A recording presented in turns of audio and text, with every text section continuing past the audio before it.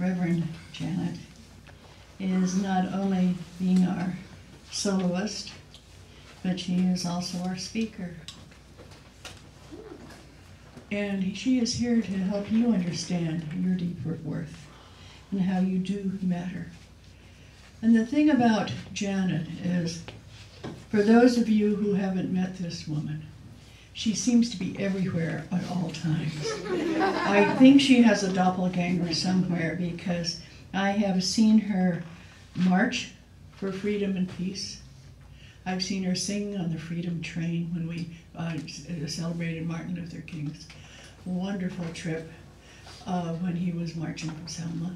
We have seen her help people who were going through grief that was so unmentionable, and she was there. But we've noticed that when she comes in and there's been some horrendous accident or fire going on, that Janet was there working with the first responders. She jumps in when other people are afraid to do so. Many of you are emotionally afraid to give of yourself.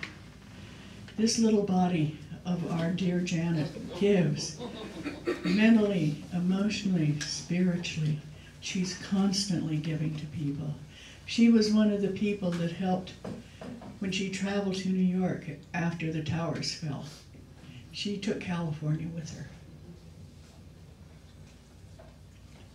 And one of the things that many of you don't know about her, she's got a great sense of humor. And no matter how bawdy the joke might be, she laughs. She doesn't put herself in a crystal tower. She allows life to flow around her. And she picks and chooses that which works for her. Can you think of a greater thing for a person to do and a personality as being able to pick what works for her? Because always it's a perfect thing. Please welcome our wonderful Reverend Dr. Janet Child.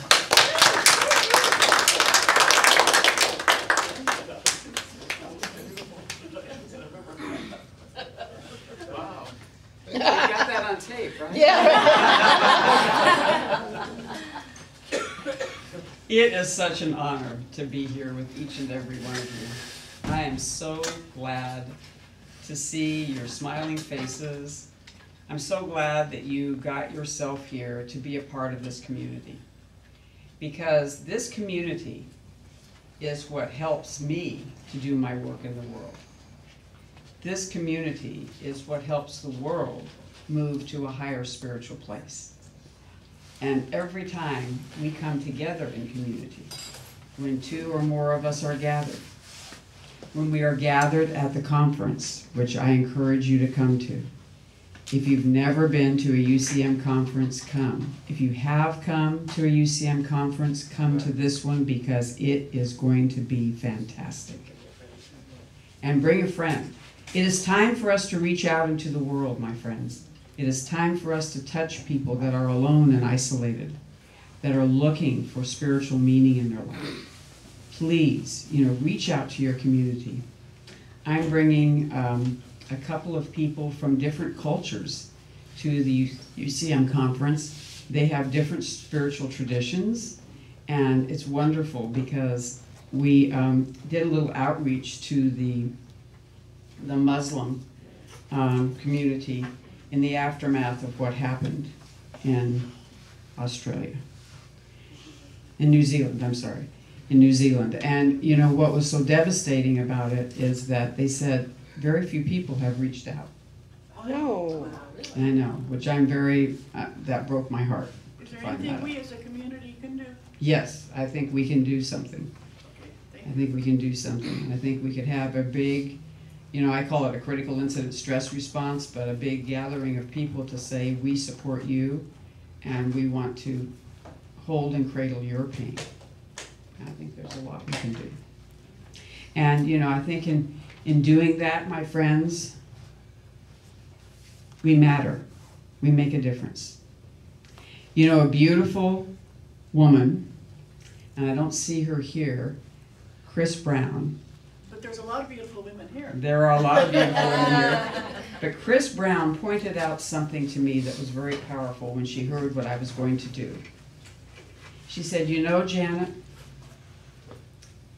she said, I am worthy is not the same as I matter. And I thought, she's absolutely right. I can feel worthy, but I might not feel that I matter. Worthy and matter are two different things. And let's dissect matter for a moment. Matter is what? An adverb, an adjective, a noun. Matter. The universe is matter. So if you think about the concept of mattering, it's amazing. But it is not the same as I am worthy. I am worthy, we have to build from the inside. We have to gather our resources. We have to develop and do our work on our own spiritual, emotional, and psychological work that we have to do to matter, to be worthy, to feel like we're worthy.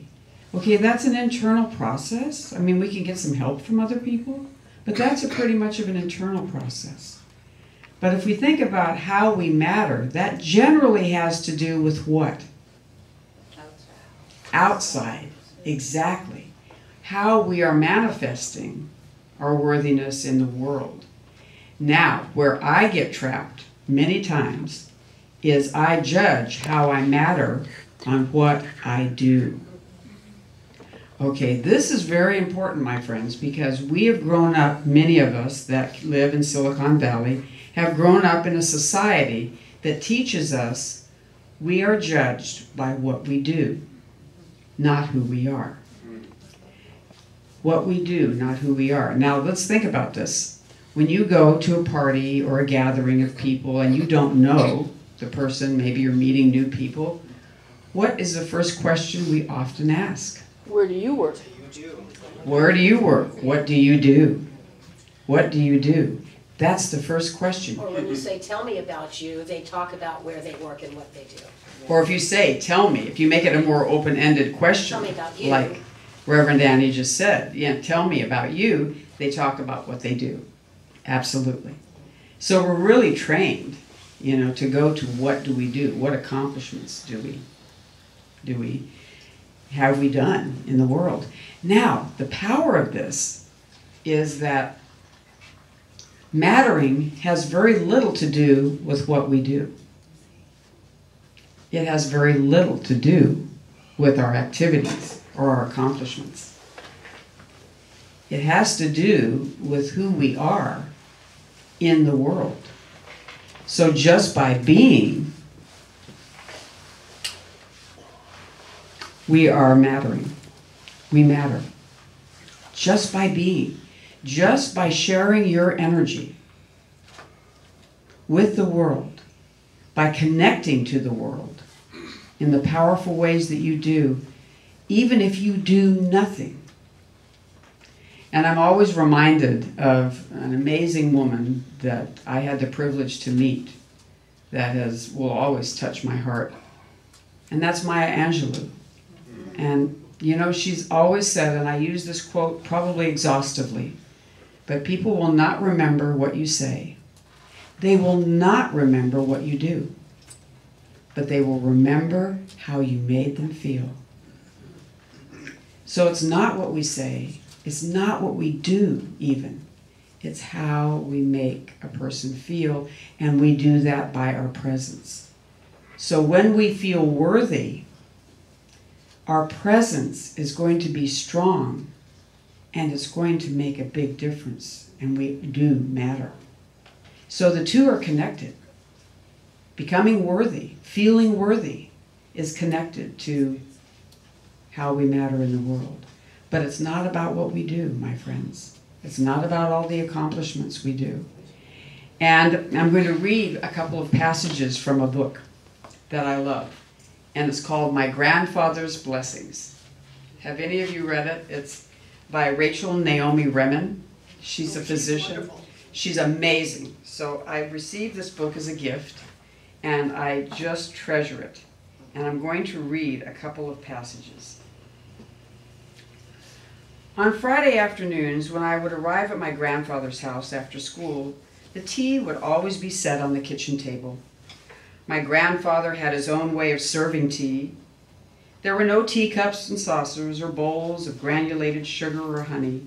Instead, he would pour the tea directly from the silver samovar into a drinking glass. There had to be a teaspoon in the glass first, otherwise the glass, being thin, might break. Very important. My grandfather did not drink his tea in the same way that the parents of my friends did either. He would put a cube of sugar between his teeth and then drink the hot tea straight from the glass. So would I. I much preferred drinking tea this way to the way I had to drink tea at home.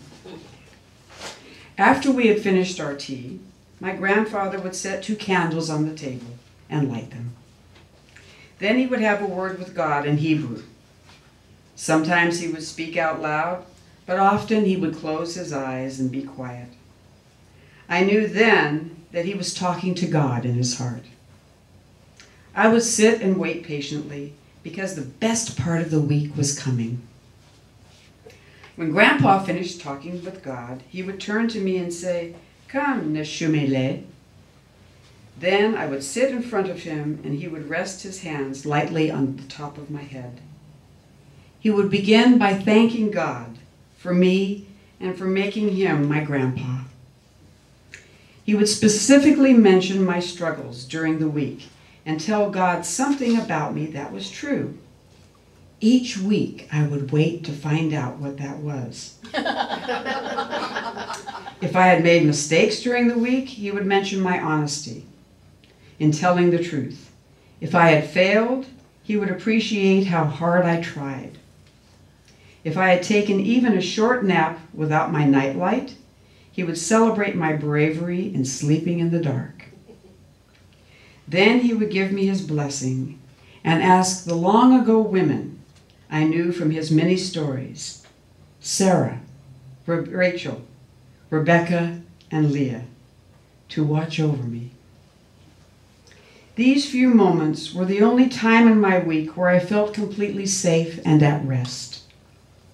My family of physicians and health professionals were always struggling to learn more and to be more. It seemed like there was always more to know. It was never enough. If I brought home a 98 on a test from school, my father would ask, "And what happened to the other 2 points?" I pursued those 2 points relentlessly through my childhood. But my grandfather did not care about such things. For him, I was already enough. And somehow, when I was with him, I knew with absolute certainty that it was so.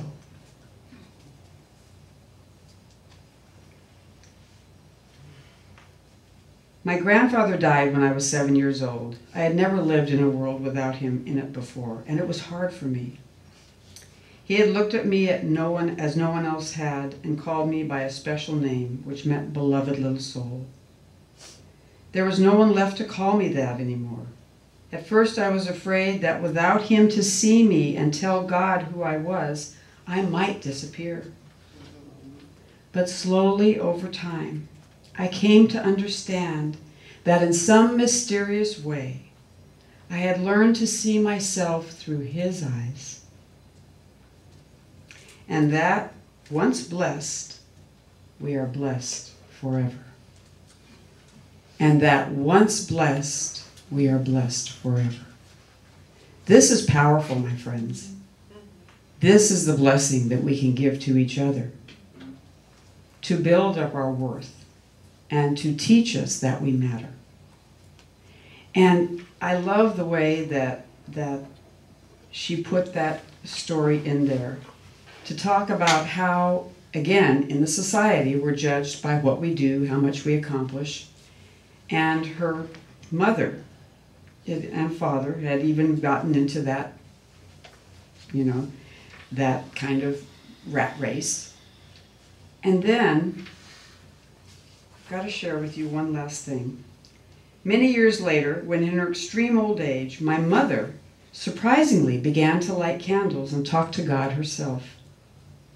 I told her about these blessings and what they meant to me.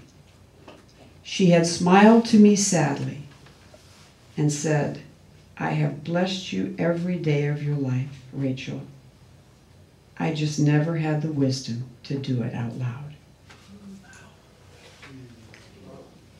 And the reason that I share that is that many times we silently bless each other, but we don't have the courage to say it out loud because we might be afraid we're thought of as kind of a little bit wacko or a little bit spiritual or a little bit, new agey, whatever the story we have in our mind that stops us from blessing.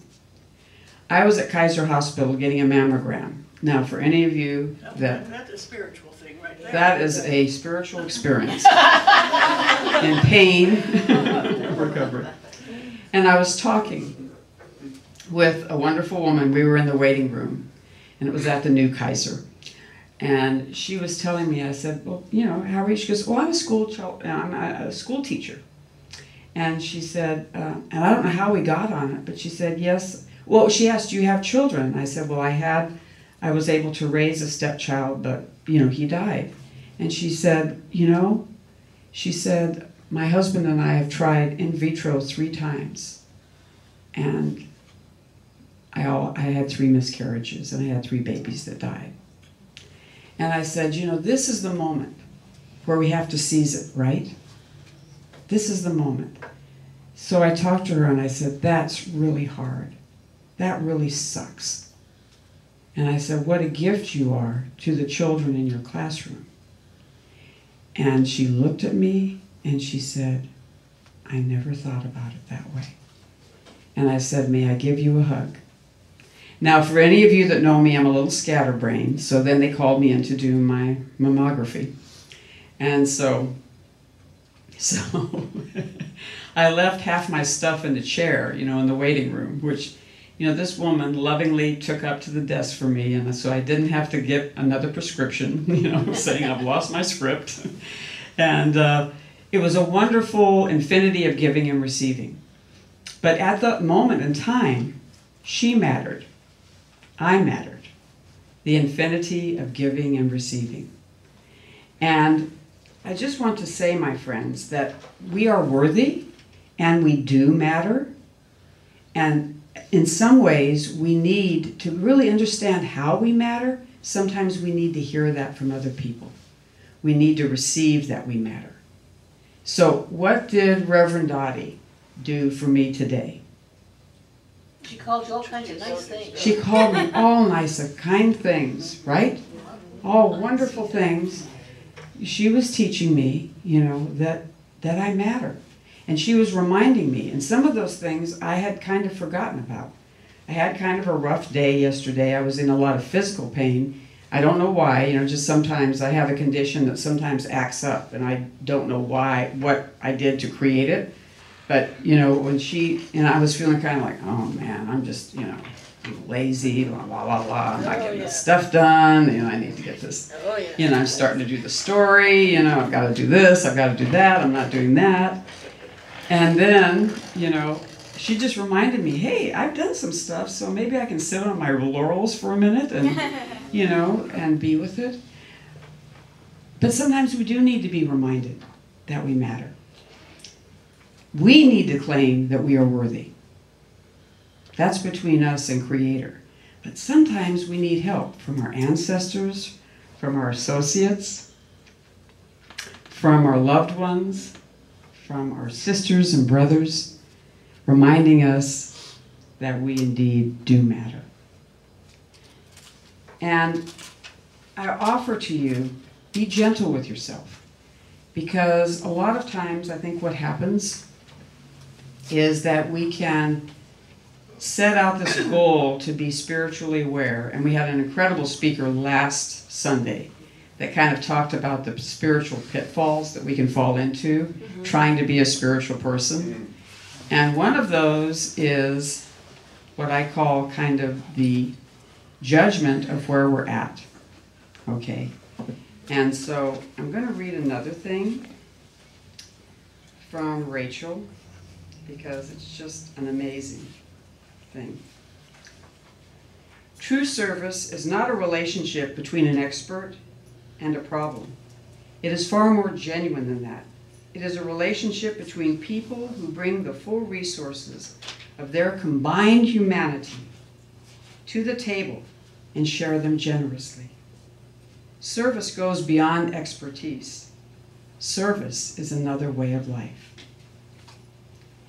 Many times when we help, we don't really serve. Those who help see life differently from those who serve and may affect life differently as well. It is hard not to see the person you are helping as someone weaker than yourself, someone more needy. When we help, we become aware of our strength because we are using it. Others become aware of our strength as well and may feel diminished by it.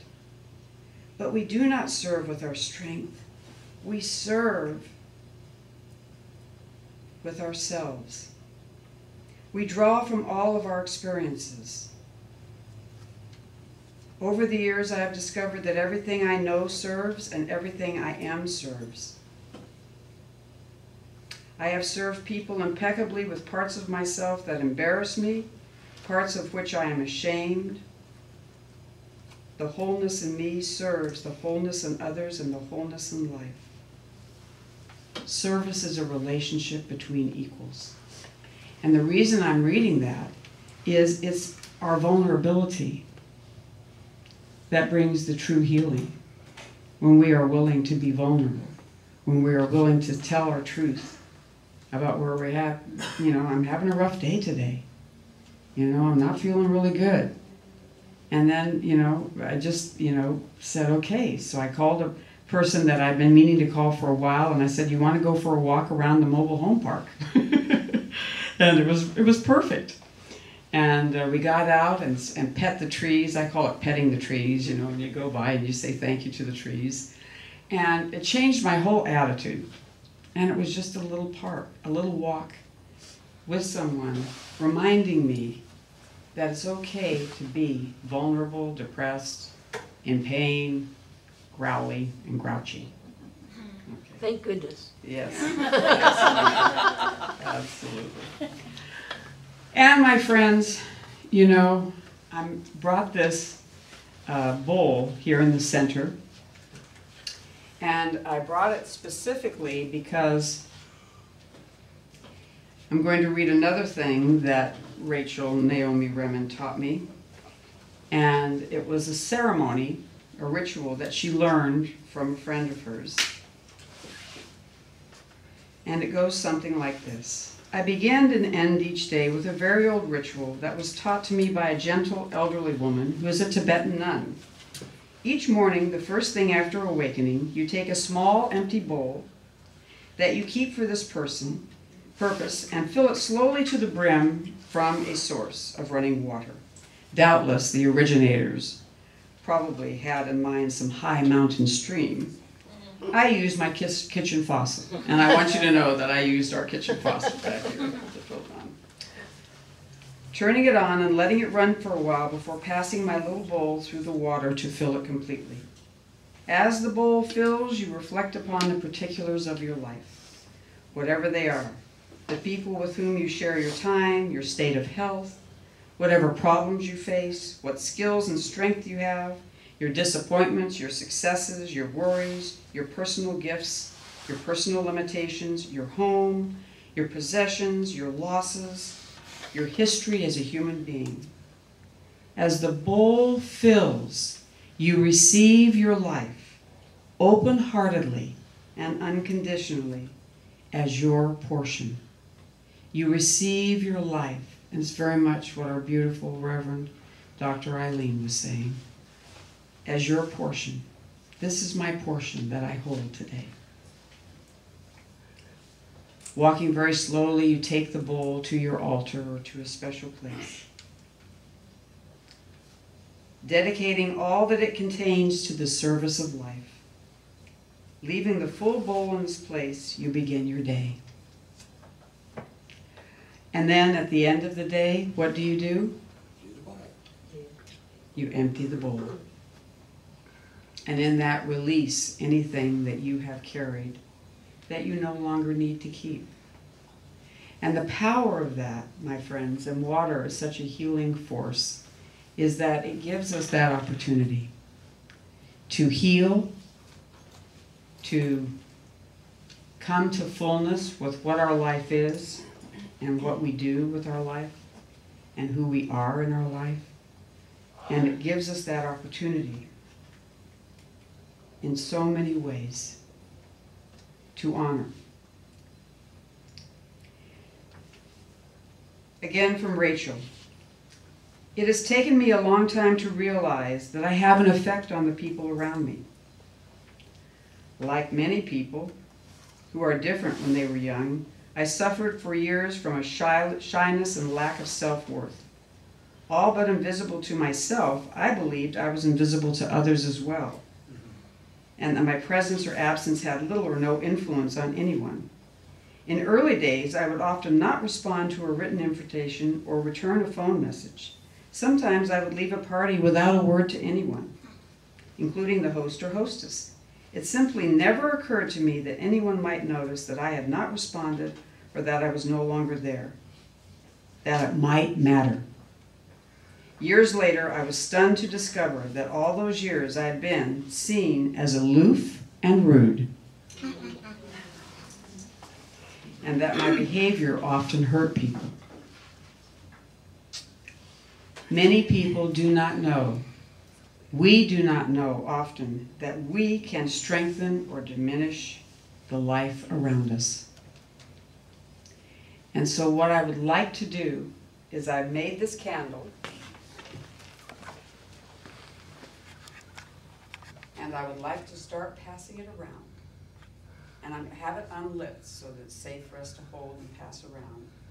And I want us to say to each other, I am worthy, I matter. You are worthy, you matter. I'm going to start with Dottie. I am worthy, I matter. You are worthy, you matter. I am worthy. I matter. You, Annie, are worthy. And you matter.